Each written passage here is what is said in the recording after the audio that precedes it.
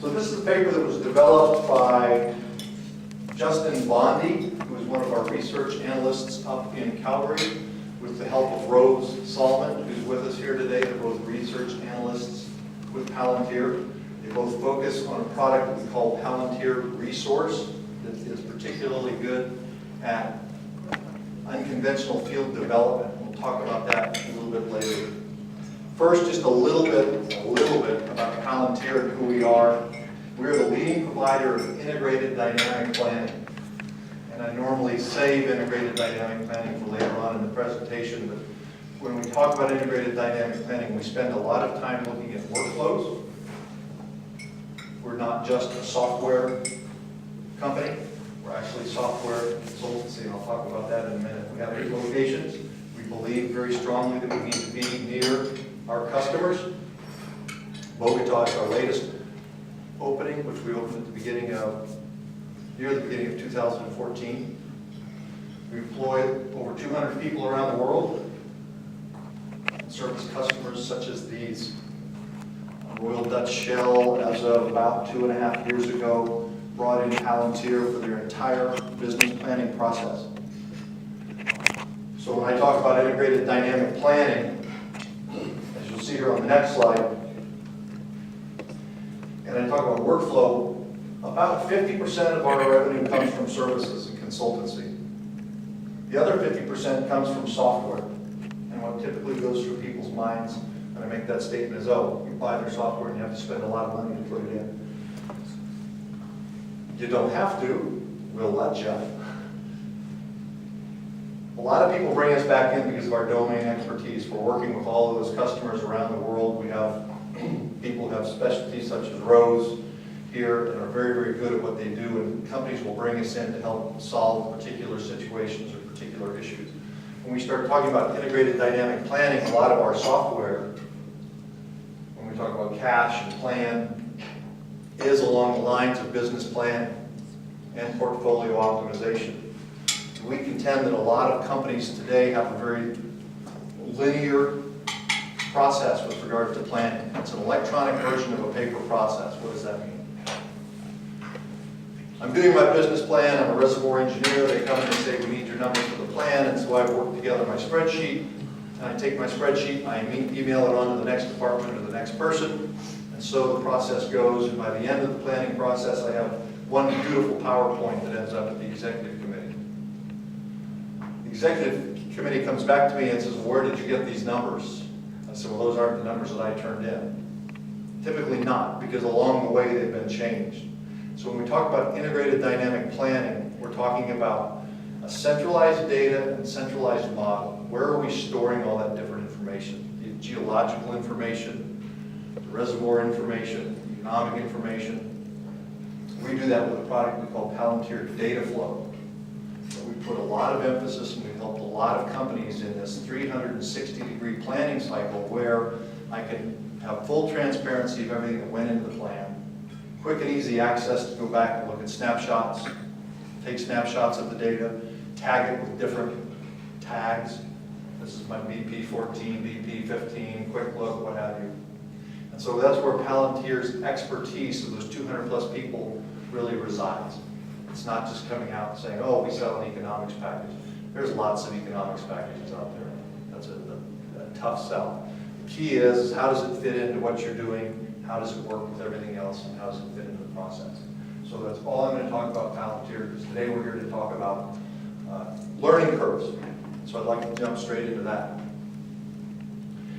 And it's pretty well known and intuitive that successful development of unconventional assets can be a very challenging proposition. The first well rarely breaks even. And it's not until we're 20 to 50 wells, sometimes more, and call it $300 million invested, where we're going to make a go or no-go decision. And the learning that comes with unconventionals and the cost savings becomes very, very important. It's not that it isn't important for conventionals, it is also important for conventionals. But what I call the velocity of developing an unconventional asset is so much higher than conventional, it's important that we pay attention to every step.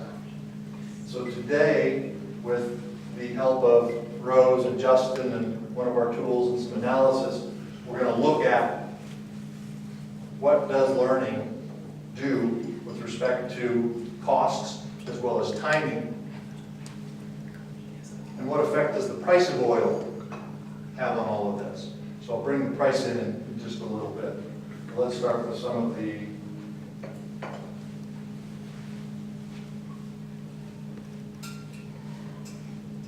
more obvious things. It's documented that human performance improves over time. This is Taylorism. From back in the whatever it was, 1920s, 1930s, they're making Model A's or what have you, and learning that if I have the same person do the same job over and over again and all the parts fit the same, I can move much faster. Same is true today. Nothing's changed there. It's particularly true with unconventionals because we are typically doing the same thing over and over again. We're going to go drill hundreds of wells in the same formation. You would hope that we get better at doing it as we learn. We've already talked about the fact that the first well is rarely uneconomic. In fact, it's typically the most expensive and the longest because it is exactly that. It's our very first well. I would hope that by the time I drill my second well, and really hope by the time I drill my 200th well, I'm smarter. Typically I am. And that reduction is what we refer to, and the industry refers to as the learning curve. So learning can happen in multiple fashions. It's a decrease in time. It's a decrease in cost. For some examples, what would be technical learning objectives or places where I could improve my performance on the technical side? Well, operator experience. If I've never been working or operating in that field before, there certainly will be a learning curve. If I don't know the geology, I'll learn as I go. I'm going to change my mud drilling programs as I get smarter about drilling into this formation. And as I start to produce, I would hope I get smarter about the number of fractures that I need, the type of fractures. Those would be examples of technical type learning opportunities. From a business standpoint, streamlined decision making. What's 2 plus 2? It's 4. What's 108 plus 379? Well, we don't know. We don't do that one as often. We know that 2 and 2 is 4 because we've done it repetitively. Same example with business processes. I have to take advantage of economies of scale, and you'll see that very poignant in this presentation that the economies of scale plays a significant role. Even though it's learning to bring that cost down by mass purchase and whatnot becomes extremely important. And a final example from a business standpoint, working with area regulators. We would work to improve those relationships, not destroy them. So a couple case studies. I'm going to refer back to these. There's a lot of text on that slide. We don't need to know all that text. Both examples include Shell, by coincidence. In 2002, they began drilling in the Pinedale in Wyoming. The very first well took 60 days. By 2010, they had it down to 25 days. So we're seeing over 50% increase or decrease in drilling time, if you will, that occurred over an 8-year period. I'll remind you of those numbers here as we go a little bit further. They also did some work up in Ground Birch, Canada, where their drilling dropped from 40 days to 15 days. Again, more than a 50% reduction. Excuse me. However, you get a 50% reduction in only 3 years. These, as we'll see, are actually pretty phenomenal, particularly the second one, pretty phenomenal learning opportunities.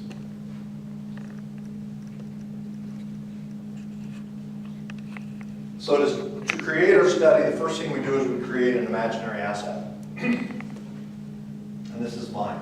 It's going to be a shale project. I'm going to drill 500 wells. I'm going to start in May 2015. The The reason I'm starting in May in 2015 is to make it real. Every project starts late, and it's June, we haven't started yet. So I thought I'd make it May.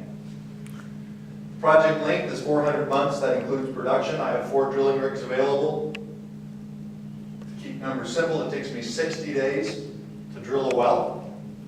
To drill that well cost me $20.3 million. The 0.3 is abandonment cost that I used in my economic calculations, so I'm going to kind of set the 0.3 off to the side, and I want you to remember the 20 million. And I go and I take Palantir Cash, I take my spreadsheet, I take Peak, I take Aries, I take PhD Win, I take whatever my economic tool is of choice, and I go and I run the economics at different price points. Here's what I come up with. At $40, I can't do this project. At $60, I can't do this project. And at $80, I'd never feel comfortable recommending the project. And we know where the price of oil is today. But even at 80, yes, we enjoyed 100. We don't know when that'll come back. But you're going to see that it's less about price today.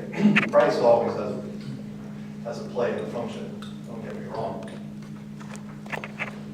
We're here to examine what learning takes place. And so the most important part of this whole slide here is that's a straight line.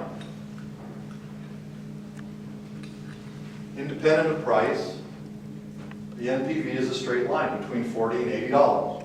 And so I've highlighted one for you because we're going to remember there's so many numbers in this presentation. I don't want to bear you with numbers and bore you or do anything like that.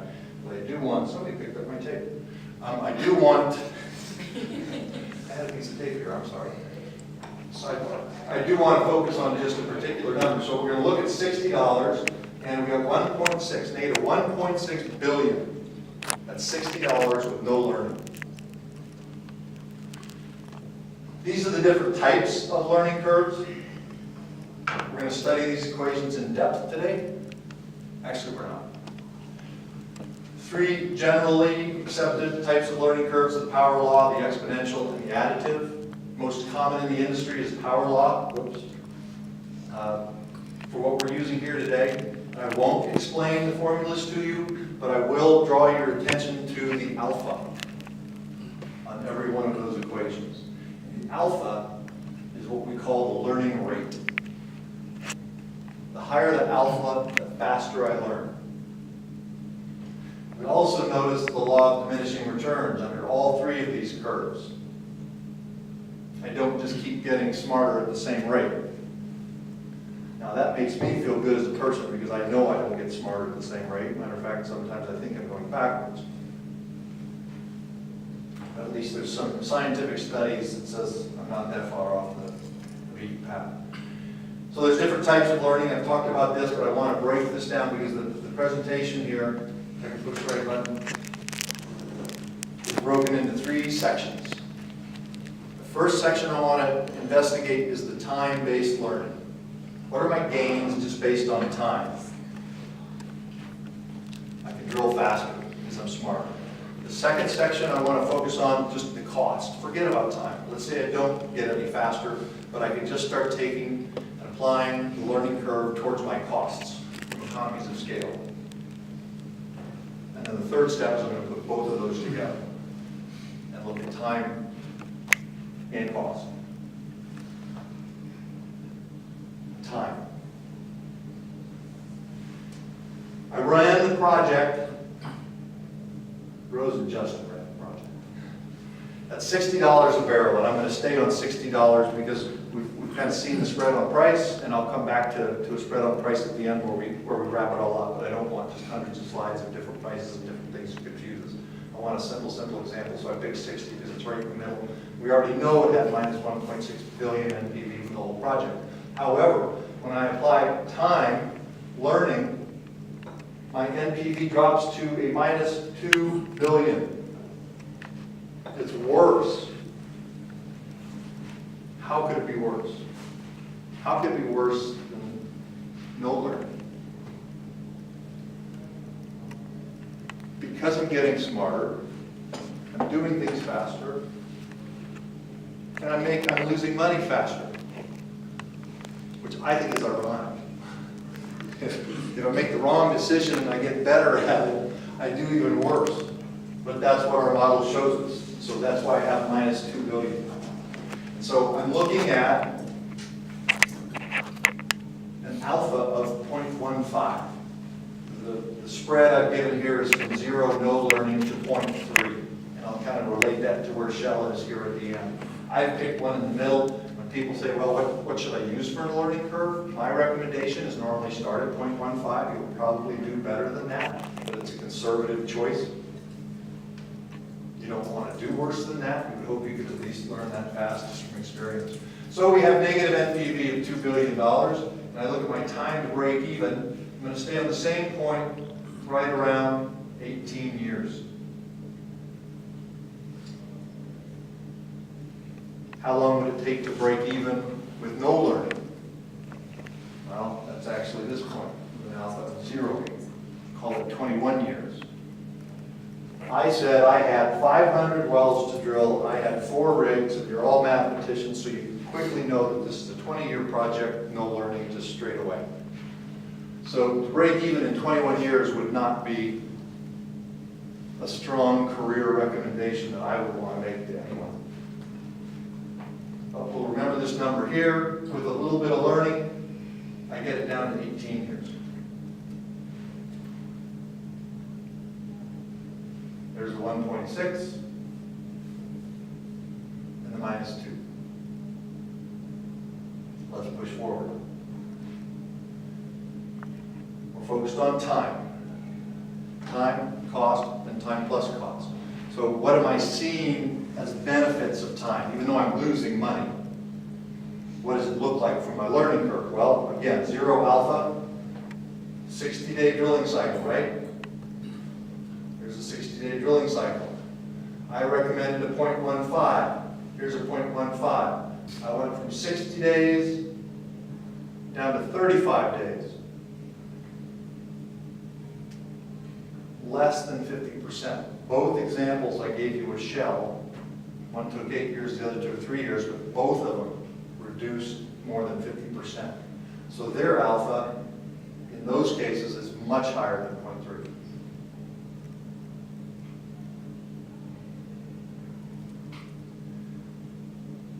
Time savings on a well, NPV basis, well by well. What's the net present value of each well that I drill on a standalone basis? Does not vary much. We do see at the 0.3 that I get them drilled faster, but as far as how much money I'm losing, this is a negative scale. It doesn't change much. So now let's turn our attention to the other side of the equation, the cost-based learning. At the beginning, like I said, you'll be amazed at how much the cost plays in. Right now, I'm just working with smarter people. Now let's look at the cost. Economies of scale. Same 2 graphs as I showed you for the time, but quite a bit of difference. If you remember, we were at negative 1.6 billion, no learning. I went to minus 2 billion with learning from a time standpoint. And now if I just look at the cost standpoint, I actually go down to 205 million. Still negative, but quite a bit different. And as my alpha increases to 0.2, 0.25, I'm starting to creep into positive NPV territory. This is all based on a $60 barrel of oil. And one of the earlier slides that I showed you was that $80 was our only way to play. Now all of a sudden I've got a $20 decrease in oil price, and things are starting to make more economic sense. Not telling you to run out and do the project, just trying to make light of my point. Time to break even. We said with no learning it was 21 years. We said with time on our side it was about 18 years. With cost, we've dropped down to 10 years. We've cut it in by more than half, with an alpha of 0.15.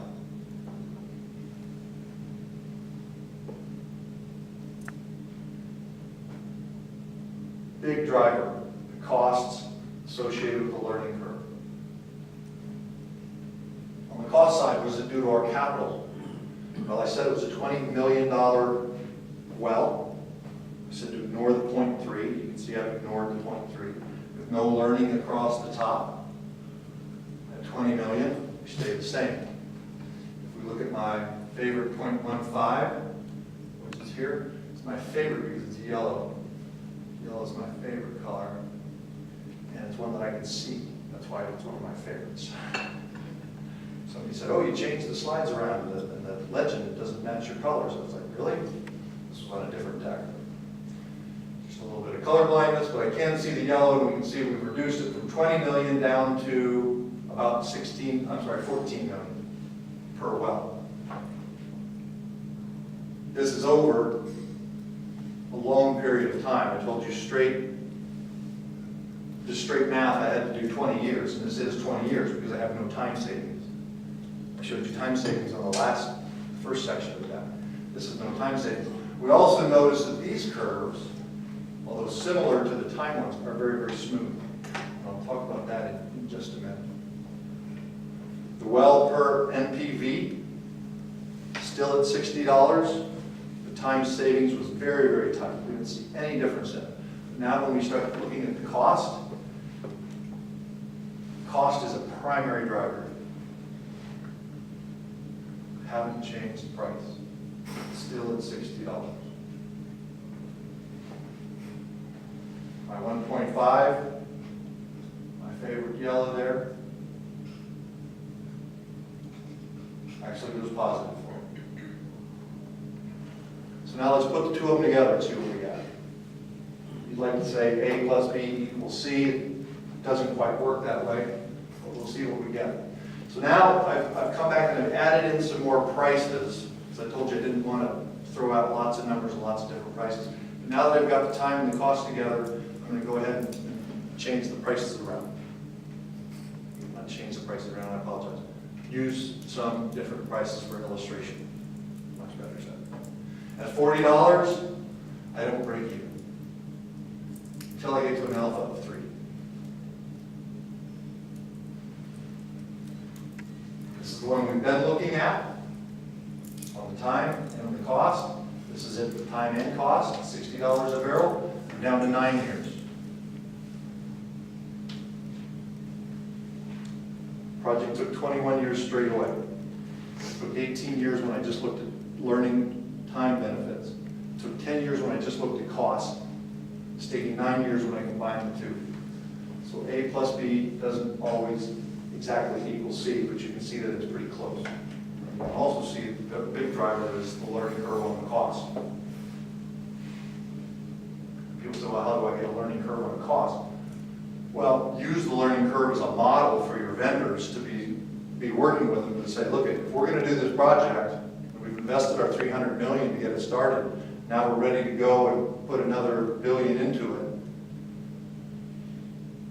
Some sort of pre-negotiation discussion where their costs are going to fall along that curve. They've got to make money, but you've also got to anticipate what those economy of scale purchases are going to look like. And so you can use the learning curve to model that and make sure that your vendors on the same page as you are. If we go to $80 a barrel, that was our one our one positive NPV with no learning. And here at 0.15, we actually break even in 6 years. Here we break even at 9 years. Much more reasonable than 21.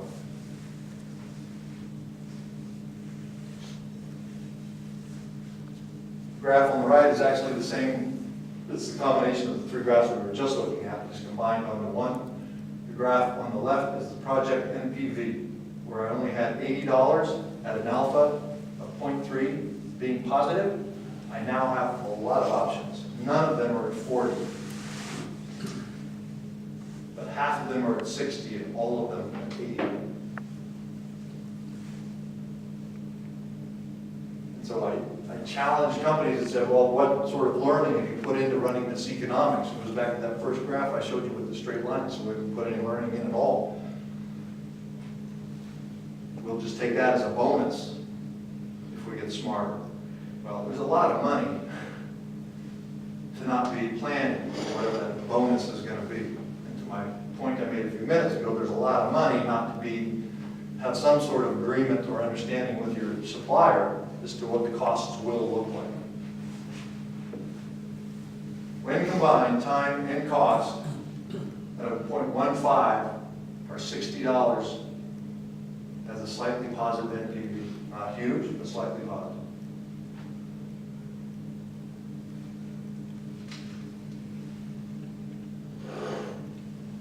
Same graph as I showed you before. Well, NPV at the three different prices. I'm going to go to this next slide because now they're all on the same scale, the same Y scale, just so you can see. At 40, we already know that we're negative. We can see it trending towards zero. Why? Because it's a discounted cash flow. We can see 80, which is positive. It trends towards zero, so the whole slope is opposite, the slope at 40, and 60, everything's trending towards zero. But I bring this up because I told you I talked to you a little bit about the model. I'm going to blow up one of these, and you know which one I'm going to do. I'm going to do the one at $60.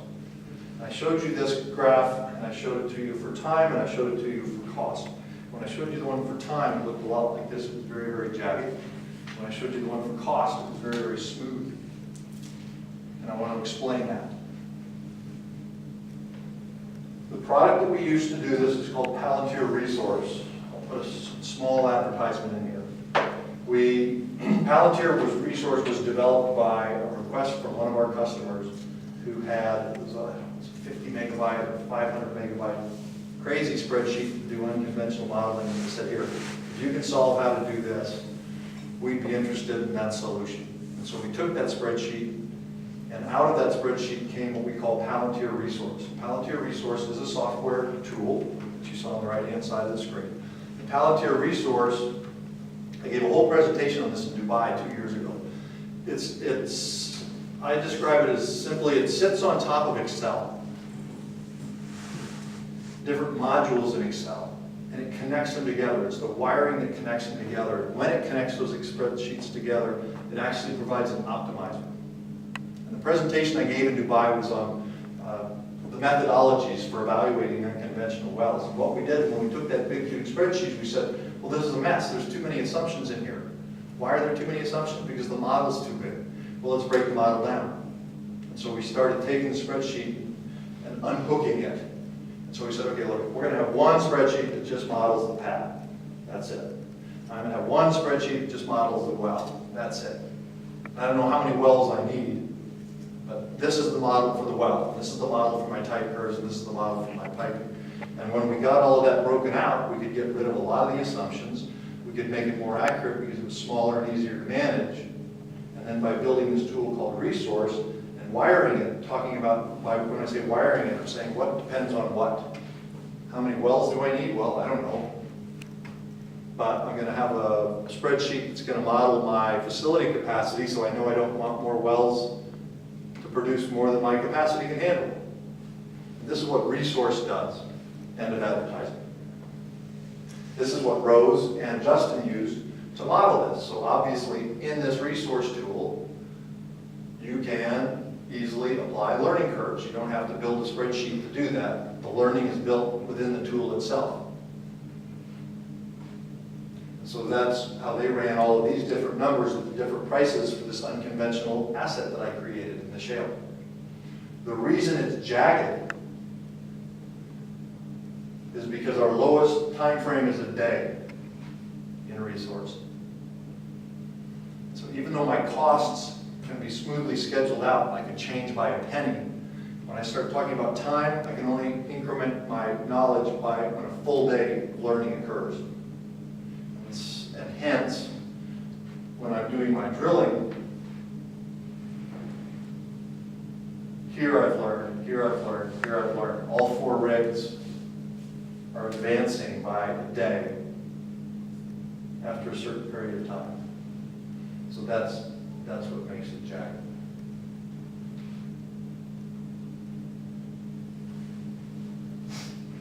What does it look like overall? Both time and cost now combined. I related did this back to the shell example. Here's our 60 days for drilling cycle time. At the 1.5, we're down to about 42 days. And at the 0.3, down to 35. That's time and cost. I'm sorry, that's time. What did it do to my costs? Took my $20 million. At the 1.5, it went down to just a little over 14. And at the 0.3, it went down to 12 million.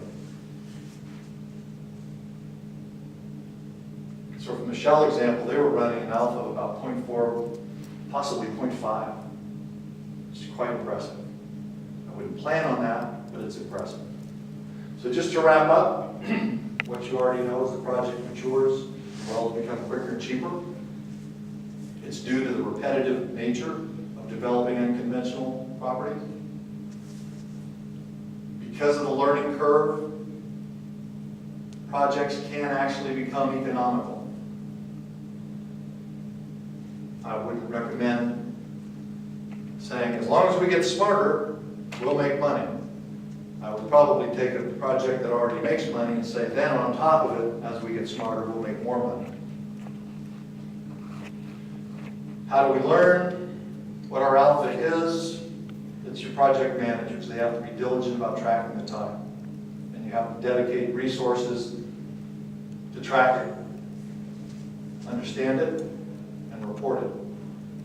So that for a particular group or a particular division, you can come up with an alpha that you can associate with that. I wouldn't rely on that alpha for quite some time, but over time you can say, well, I know it's a 0.15 or I know it's a 0.3.